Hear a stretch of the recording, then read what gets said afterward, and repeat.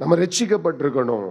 வேதவசனம் சொல்லுது, முத்திரை போடாத எவனையும், அதே மாதிரி ஆண்டுடைய அந்த நாமம் போடாத எவனையும் கர்த்தரால் என்ன பண்ண முடியாது?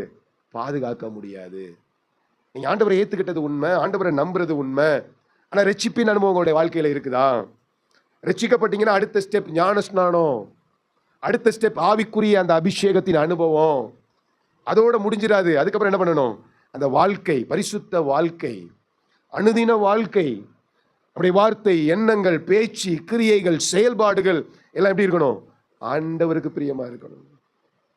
அடிக்கடி சொல்வேன், அப்பா எந்த நேரத்தில் மரணம் வருதுன்னு தெரியாது.